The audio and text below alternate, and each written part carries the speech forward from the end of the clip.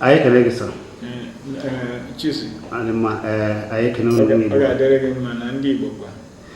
Ndị Igbo ebe ọ bụla nọ wee na-ekiri anyị na-asị na ọ ga-adịrịrị ndị Igbo niile mma. Ise.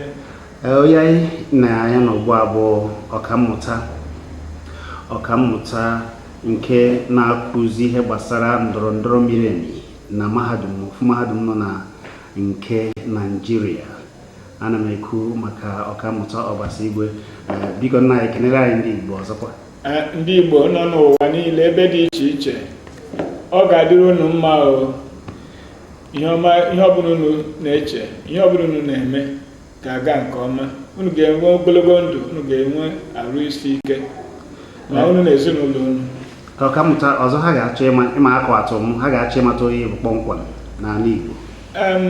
Abụ m ọkpọgo m ọkammụta nke ndị oyibo na-akpọ prọfesọ na Political Science, University of Nigeria, Nsukka, bụ mahadum nnukwu nke mbụ emeghere na Nigeria. Onye meghere ya bụ Ogbuefi Nnanyere Ugo, onye ọ ga-adịrị mma, Nnamdi Azikiwe. Ebe ahụ ka zụpụtacha ụmụ Nigeria tupu ndị Nigeria emewewe mahadum ndị ọzọ.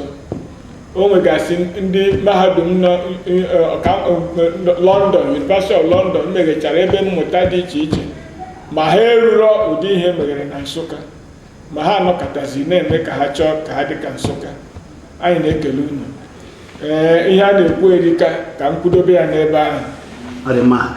Isiokwu anyị nke taa bụ ịma ndị Igbo ebe ha si wee ruo ebe ha na-anọgasị na ngalaba ụwa dị iche iche nke a na-akpọ Igbo history and their separation.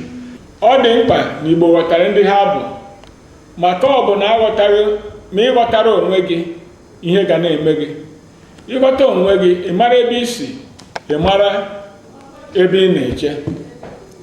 Ọ bụrụ na oyibo, ndị Igbo, ala Igbo anyị bi si na Obolo wee ruo Ebonyi na Opobo, sikwa na Ịgbanke nọ n'Edo steeti wee ruo na Abakaliki. Ọ bụ ebe bụ ala Igbo. Mana ihe apụtara, ọ nwere ọtụtụ ndị na-azọ ebe niile azọ n'ọbụ nke ha. Mana Igbo mana Ọjaja bụ emeghere Opobo bụ nwafọ Igbo. N'ọbụ ala gbara ihe na Maduka bụ ụmụafọ Igbo meghere Boni. N'ọbụ ndị Igbo nwechi ebe niile a, ma anyị na-anabata ndị ọzọ dị iche iche sị ka anyị biri n'udo. Lee ka anyị si meghe ala Igbo. Nke mgbe a na-akpọ, o nwere ndị bụ autochthonous Igbos, ma olu oyibo, ndị bibu ebi kemgbe okike ụwa n'ala Igbo. Enwere ndị bụ ndị Igbo migrants, ndị si ebe ọzọ wee bata n'ala Igbo, bịa n'ala Igbo a. Ebe ọzọ a bụ ma Israel, ma East Africa, ma Niger Benue confluence, ma Ghana, ma ebe ọzọ dị iche iche, ma Mamfe, ma Cameroon, ha wee bịa bụrụ ndị Igbo. Ije na obodo ọbụla bụ obodo Igbo, jụọ ese n'obodo nke gị, ị ga-ama na ụmụ ndị bibu ebi tupu ndị ọzọ abịa soro ha biri. Ha niile na-asụkwa asụsụ Igbo. Nke a bụ ụzọ nke abụọ. E nwere ndị Igbo a na-akpọ recrossing of the Niger. O nwere ndị Igbo si na ọwụwa anyanwụ Niger wee gafee n'ọdịda anyanwụ, bikata mekpa recross gafetekwe na ọwụwa anyanwụ. Nwere ndị si na ọdịda anyanwụ biri a na-akpọ Anioma, nọketekwe gafeta na ọwụwa anyanwụ. Nke mere na ọ bụ ndị Igbo ha na ndị Bini nnọkọ. Ndị Igbo aso ndị Bini jee meghe Lagos na 17th or 16th century. Ndị Igbo so ndị jere meghe Lagos. Bini meghe. Ọ bụrụ na Lagos adịrị ọbụ ka a na-akpọ Eko, ma Lagos nke bidoziri n'Igwe si na Lagos, ọ bụ ndị Bini meghere ya. Ndị Igbo sokwa jee meghe ya. Ma ndị Aghọgbo, ndị na-asụ asụsụ ọzọ, ghọọkwa ndị Yoruba, ghọọkwa ndị ihe a. Nke mere anyị agụtago Igbo atọ. Igbo ndị bibu ebu, autochthonous Igbos. Anyị gote Igbo migrant Igbos si na Middle East, ala Israel na ala East Africa wee bịa, na ala Cameroon na Ghana wee bịa. Oge gboo, ọ bụrụ ugbu a. Anyị gụkọtakwa ndị bụ recrossing of the Niger. ha si ọdịda anyanwụ bụ Anioma bịa na ọwụwa anyanwụ, ha si na ọwụwa anyanwụ jee n'ọdịda anyanwụ. Anyị nwerekwa ndị anyị na-akpọ ndị Igbo ọzọ nke nọ shifting homelands. O nwere ndị Igbo bụ Igbo anyị na-ekwu okwu ya enweghị ebe ha bi, ha na ndị Yoruba na Ife. Ịfụ na ndị Yoruba nwecha Igbo Ijebu Igbo, nke Igbo Oyigbo, ihe niile a. So ihe a bụ remnant Igbo, ha na ndị Igbo na Yoruba na-asụkwu ofu asụsụ. So ndị Igbo anọkọta o nwekwugo ndị Igbo biri na Jos Plateau, ebe a niile ndị North a, ndị a niile na ha si na ha bụ ndị Northern minority, ọtụtụ ha bụ Igbo mgbe gboo, Middle Belt. So enwe ma Niger Benue confluence, enwebu ndị Igbo bi na East Africa ebe niile dị iche iche. So ihe a bụ shifting homelands, emekata ka ihe na-eme ha ebukere. Ụfọdụ ha alọtazie n'ala Igbo, ụfọdụ ha birisi ebe ahụ nwere asụsụ ọzọ ha na-asụ. Ile anya ịhụ na ihe a niile adịchọrọ much different from each other, maka ma shifting homeland, ma recrossing of the Niger, ma migration, ha niile bụ forms of migration. Bịakwutekwe ndị bibu ebi n'ebe a, ha niile emekọ ofu, ma otu a ka Igbo si lọta. Ị ga-ajụ onwe gị ese ma ihe ọka na-aga n'iru, ọka na-agakwa n'iru, nke ma Igbo niile bụ ofu. Ịbịa n'ala ndị Ikwere, ha sịrị na ndị meghere Ikwere bụ ofu onye a na-akpọ ọchịchị na akalaka na Okpo Nwagidi. Ile anya Okpo Nwagidi meghere isi Okpo, akalaka na ọchịchị na ebe ọzọ meghecha ebe ọzọ n'ala Ikwere na-eche na ebe ọzọ dị iche iche. Ihe a bụ ndị Igbo, eze ndị Igbo. Okpo bụ ụzọ, path, route. Ile anya Okpo Nwagidi ahụ bụ Nwagidi, otu a na-akpọ Nwike bụ gọvanọ, dati nwatakịrị dị ike. Onye so ya bụ Chukwu. Ndị Igbo sokwa ya, na-asanye eso Nwike. So ị ga-ahụ na Nwagidi ahụ meghere Okpo Nwagidi, so meghe isi Okpo, bụ na ọ na-egosi gị, eji aha amata onye mụrụ mmadụ, na Okpo a meghere isi Okpo n'ọnọgụ ka esi lụta isi Okpo, maka agidi bụ bullet.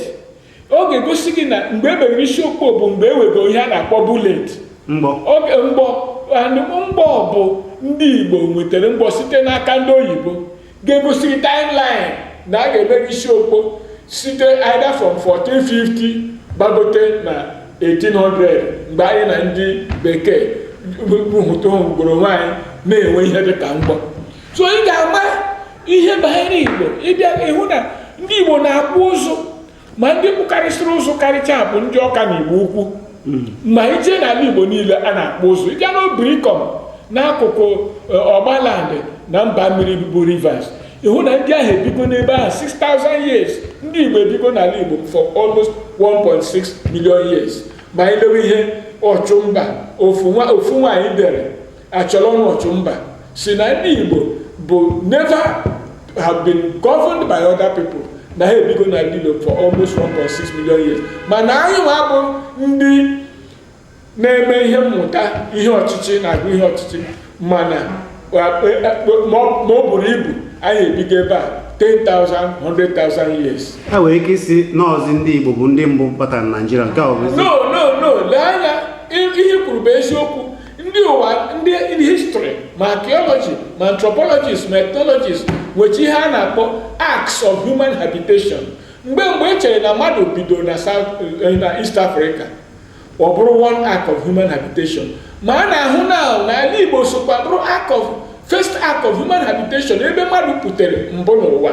Ma ihe a na-akụzi bụ instead of a single act of human habitation, na-enwe multiple acts of human habitation, of which Igbo land is one of them. Ọkammụta, ka ezi ka ndị ụfọdụ jizi bịa na-asịzi na ndị Igbo si nri na-esi Israel wee si nke ọzọ, ewe ọzọ onye na-ekwuta ụda ihe anyị kọrọ ugbu a. Ndị na-asị na ndị Igbo si na ndị bụ ndị Juu, ha kwuru eziokwu. Ha sịrị asị akụkọ, mana ụbụrụ mmadụ niile n'ala Igbo bụ ndị Juu. si bụ na ndị Juu. Ọ bụ nri section of the Igbo people na akụkọ ha dị clear na ha si Israel. Ọkweghọta Eri bụ onye si Israel pụta. Mgbe e rutere nri ha gbabịa abụọ, ndị Arochukwu soro ha lọtazi Arochukwu nri si ebe ahụ wee mụbaa. Mana ihe a na-akọ bụ migration. N'ime migration ahụ ị ga-ahụ ndị si ala Israel, ị ga-ahụ ndị Igbo adịghị asị na ha bụ ndị Juu ka a sị na anyị mere onwe anyị nnukwu mmadụ. Mba, akụkọ na ụfọdụ anyị bụ ndị Juu adịghị adị tupu anyị amara ihe bụ ndị Juu ma gbakọwa. Ekweghọta ndị ọcha bịakwara hụ na anyị na ndị Juu na-emekọ ofu ihe. Anyị adịghị akọ akụkọ na anyị bụ ndị Juu ka anyị promote onwe anyị na anyị bụ nke a na nke a. Nri kọrọ akụkọ dị mma. Akụkọ ha bụ eziokwu na ha si ala Israel wee lọta, mana ọ bụrụ Igbo niile si ala Israel wee lọta. Mana ofu aka rụta mmanụ zute ndị ọzọ ma ọ bụrụ na mmanụ ahụ dị mma. Ọ bụrụ na mmanụ ahụ bụ nke ezutere ezute, onye ọbụla sị mba mba, mana mmanụ dị mma erie ya. Nke mere ebe ọtụtụ ndị Igbo bụ ndị Juu, o mere ka ọ bụrụ na ndị Igbo niile bụ Juu. Mana enwere ikekwa ọ bụrụ na Igbo ha bigo ebi na-abụrụ ndị Sori na Aro lọta, ha na ndị Juu emekọtago ihe mgbe in the first act of human habitation na East Africa. Anyị amarọ, but ihe anyị ma bụ na o nwere ndị Juu n'ime anyị. Ọ dị mma. Ọkammụta, ka ezi ka ndị napụrụ anapụ dịka isi metụrụ aka na-ewe ndị nọ na Yoruba, ewe ndị nọ n'obodo dị iche iche, nọ n'ebe dị iche iche, kedu ka ha ji asụzi asụsụ obodo ndị ọzọ na ha naghị asụ Igbo? Lee anya, Igbo enwere mmadụ ihe mere Igbo. Mgbe a na-eme slave trade site na 1450 wee ruo 1807, ọ bụ Igbo bụ ndị a na-ebu na-aga Amerịka, na-aga Europe. Igbo a niile bụ ndị more than almost 80% ndị ohu, ndị isi ojii nọ n'ala Amerịka bụ ndị Igbo. Mana ndị Igbo bịa na-achị na-azọ, echetara ụmụnne ha. Nke ka nkekwa onye refuru bụ onye iwe dị ya n'obi. Ndị ọcha ekwere ime ka ha na-asụ asụsụ ha. Ịgwa akụkọ Ọlaudekwanụ, lenu na abịara zuru Ọlaudekwanụ zurukpo nwanne ya nwaanyị. Mgbe ha hụrụ onwe ha n'ọhịa, ha amakwa onwe ha, abịakwa separate ekwa ha. O mere ihe a ka ndị mmadụ lụzuo ihe banyere asụsụ ha. Mana ndị Igbo ka ọ dịrị ije chọpụtakwa ụmụnne ha, maka anyị rere. We didn't sell those people off. Igbo people were conquered by the white people with superior weapons and money. So they compelled Igbos to sell other people. So oruro 2% ndị rere mmadụ n'onwe ha. Imerime ndị ahụ bụ slavery by compulsion. N'ihi nke a, mana ndị Yoruba bụ ndị na-eruro nọmba ndị Igbo na-achọgharị ụmụnne ha na Brazil n'ebe niile. Ile anya na Haiti, Ghana na Haiti bụ Igbo, Sierra Leone bụ Igbo, Liberia bụ Igbo, the whole Bahamas, almost 14 countries bụ Igbo. Na America, state of Virginia, ma ebe niile a high percentage of the population bụ Igbo gboo. No, anyị chọkwara ndị Igbo culturally. Igbos are not doing their homework. Ọ bụ ihe wute nye anyị, ọ ihe mere anyị ji bido this conscientization ka anyị na-akọwara Igbo na Igwe bụ ike, na organization is power, unity is strength. Organize. Ndị ahụ na-eche anyị aka sị ka anyị ndị abịa, mana anyị na-echefu ha. Ọ dị mkpa ka onye ọbụla mewe research, gụwa akwụkwọ, ka anyị niile mmekọ ofu n'ụwa niile. Maka Igbo nọ n'ụwa ugbu a ga-eru up to 250 million people ndị nwere ọbara Igbo nọgasị n'ebe niile dị iche iche na Amerịka n'ụwa niile. Tinyekwa anyị nwa dị between 50 to 60 million na Nigeria. Ikezi, ọ bụrụ na ihe ha ji ekwu ya bụ na enwere ihe ga-egosi dịka na-enwego ngosi ga-egosipụta na ha bụ Igbo. Enwere ihe ga-egosi. Ihe ga-egosi bụ history. Jee gụwa chọpụta. Ihe obodo nsọ ga-egosikwa bụ sayensị. Jee gụwa ka chọpụta. Ihe ga-egosi nọ n'ebe nọ, ijere chọpụta ya, ịma ama na ọnụ. Mgbe ị ga-eme research, Alex Haley jere mee research na roots, mara ebe ha si. ma ndị ọzọ anaghị ama. Nwunye Obama gwanwere ndị ọ gwara ka anyị nọ na ya bụ Igbo. Ọ bụrụ ndị jekwuru ya chọpụtara na nwaanyị Igbo. Frederick Douglass bụ Igbo. Aimé Césaire bụ Igbo. Ndị a niile bụ ndị ma na ha bụ Igbo. So Horton bụ Igbo. Ndị niile dị iche iche bụ Igbo. Ọ gị ma na onwe gị ga-eje chọpụta. Ịgbọ ya ọrụ nke gị chọpụta. Ibe nwere prezidenti abụọ mgbe prezidenti abụọ na Gabon bụ Igbo. Na Equatorial Guinea Mbasogo ha bụ Igbo. Eliseri ife a gapụrụ Liberia ma ebe niile ọbara Igbo dị ya n'ahụ. Enwekwu Minister of Information ya na-akpọ Kanu mgbe ọ nọ n'ọchịchị ma tupu ọ baa n'ọchịchị. Gị ma na onwe gị ga-eje chọpụta ihe a. Ihe ngosi dị mana ị ga-enwekwa efe gị chọpụta ihe ngosi ahụ. Ihe njiju ajụjụ a maka na ịbịa na Naịjirịa ndị Delta, ndị Rivers, Igwe Ọcha dịka esi kwuo, ha na onwe ha ụfọdụ n'ime ha anaghị ekwe na ha bụ Igbo. Oge ụfọdụ na gboo ndị Ọnịcha asịghị afọ onye Anambra maọbụ onye Enugu maọbụ onye ebe ọzọ akpọ ya nwa onye Igbo. Kedu ka ụdị ndị a ga-eji mata na ha bụ ndị Igbo? Gịnị butere nkewa? Ihe butere nkewa bụ imeri mmadụ n'agha abụrụ ezigbo ihe. Mgbe e meriri ndị Igbo n'agha Biafra, ebido na-emegide ndị Igbo. Gowon biwogido ihe a na-akpọ ethnic cleansing ya na onye a na-akpọ Dieter Spieth na Southern Igbo land. Wee na-emegide ndị Ikwere, na-emegide ndị Boni, na-emegide ndị Opobo, na-emegide ndị Eche, na-emegide ndị Ndoni, na-emegide ndị Omoku, na-emegidecha ha. Si a na-achọrọzi ka Igbo nwee access to the coast.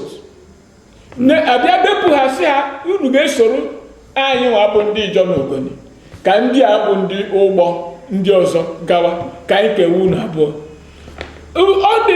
It's even very, very laudable na aka nwere ndị nọ na Rivers State na-akpọ onwe ha Igbo. Maka the propaganda was fierce. The operation of victimization, ethnic cleansing was brutal.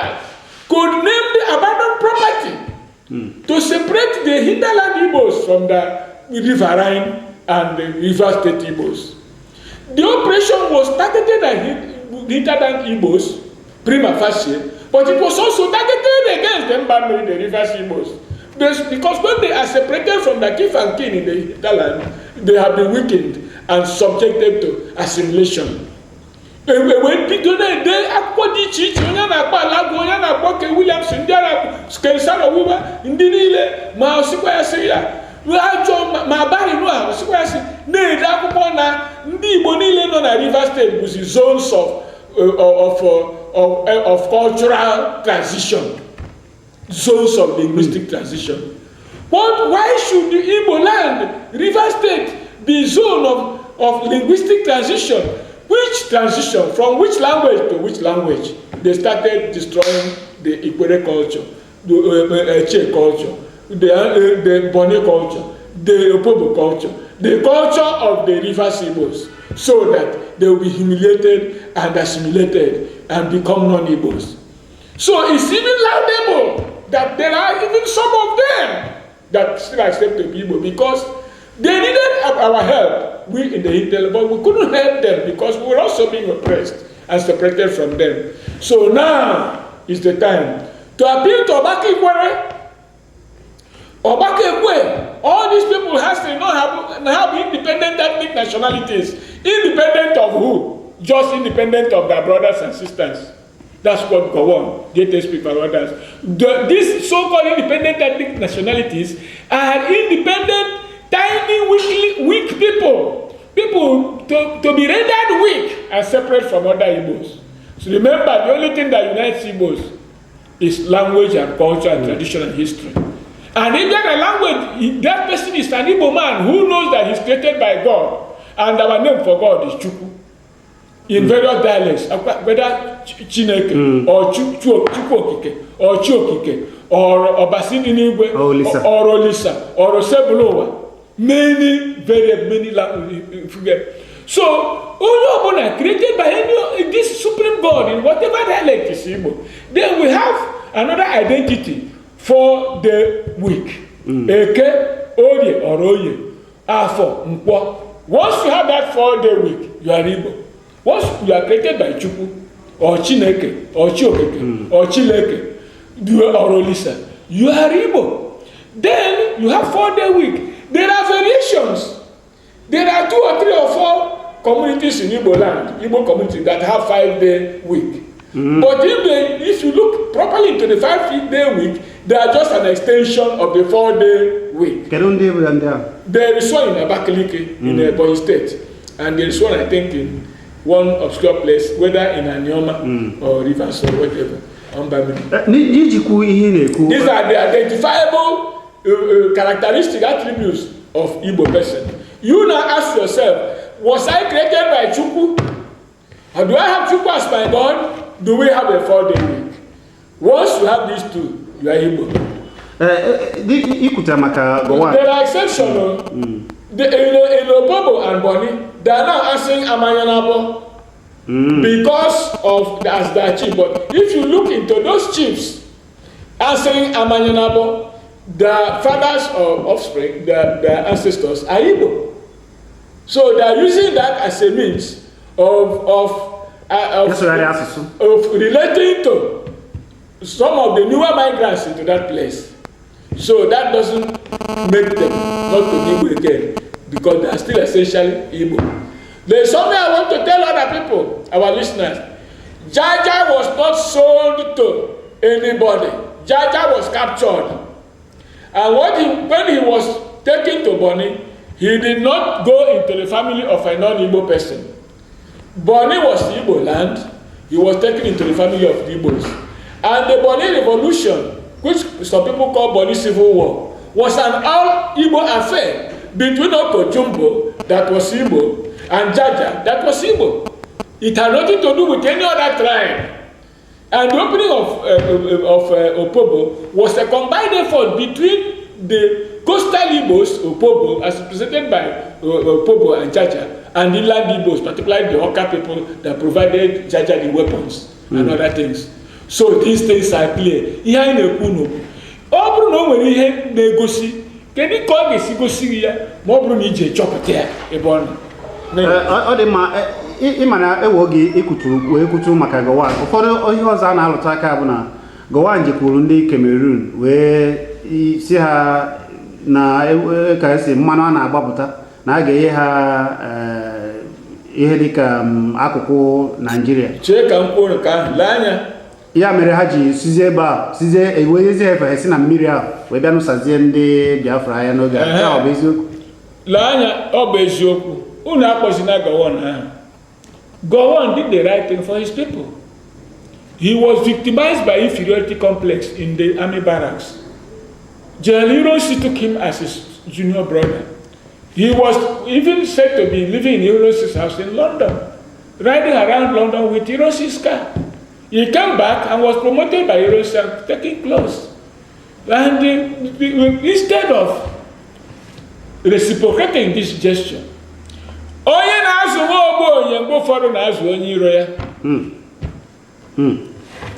Ọ bịazie na-achọ ka ọ dị ka Ironsi. Unu ahụgo n'ihe o mere. He had no mercy on the Igbo man, on the Igbo person. Those attributes of the Igbo which he admired were attributes he determined to destroy. So, unu ahụgo ihe o mere. Na ndị niile nọ na Bakassi ugbu a, ewezoghị na ndị Cameroon na-abịa na were ebe ahụ, were Bakassi. Ewezoghị na-ajụ esi ha. Ọ sịrị na ọ ga-fight for territorial integrity of Nigeria. And the way he has to fight for that territorial integrity of Nigeria is to destroy that territorial integrity by betraying the eastern minorities and giving away Bakassi. So, that's a topic for a different day. The treachery, betrayal, and mayhem these people committed against the eastern minorities, southern minorities, in the guise of fighting the Igbo people. So that leave that person. It's a different. And nobody likes a loser. The greatest calamity in the Igbo suffered 4 tragedies in their existence. First tragedy, slave trade. Second tragedy, colonialism. Third tragedy, the Biafran War. And the fourth tragedy, emergence of corrupt Igbo leaders. Post-war Igbo leaders. ndị niile sokwa mee ụmụ ihe a niile bụ ichetakwa ma T.Y. Danjuma ha niile oge ha nụchara ya na ihe niile ha jikọrọ aka wee mee ndị Igbo. Kedu ihe ị ga-ekwu maka nke ahụ?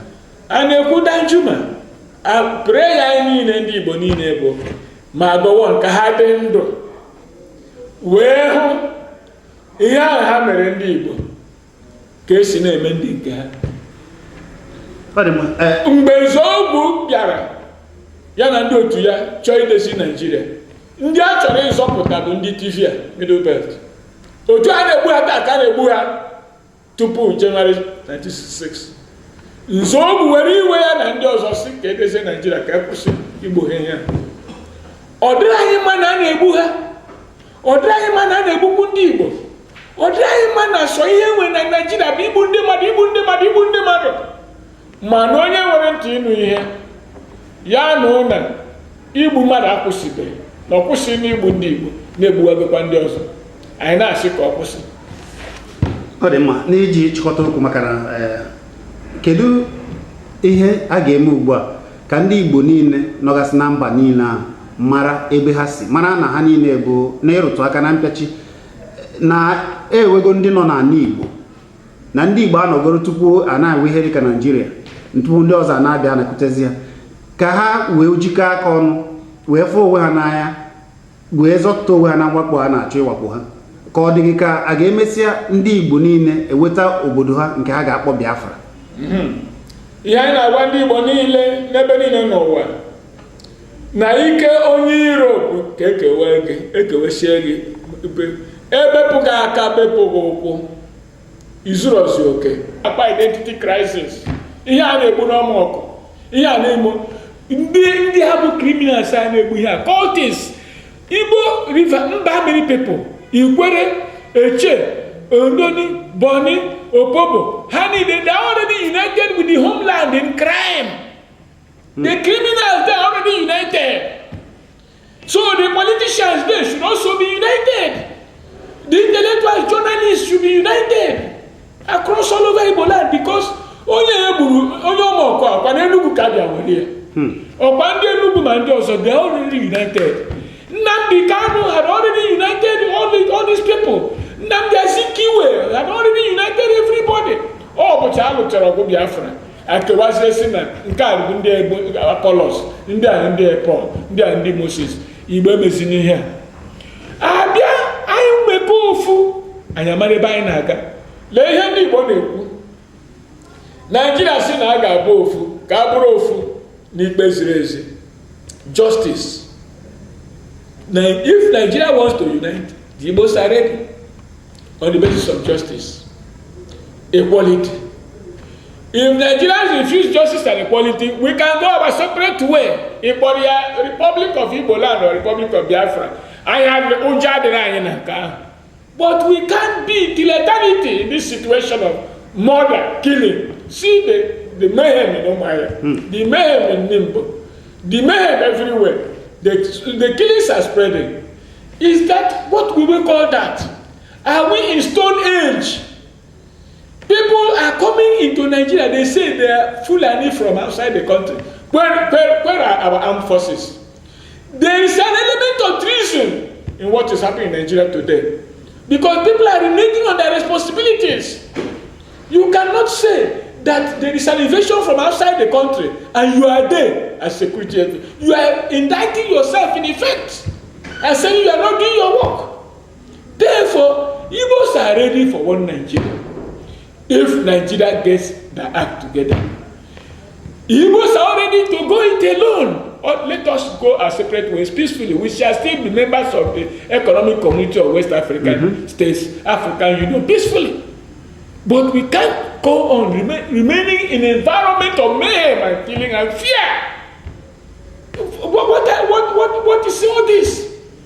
People are going to space and the moon, and we're going back to the primitive age.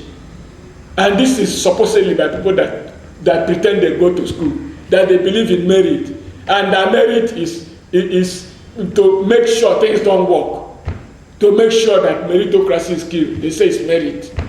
So we are for a just society, either way.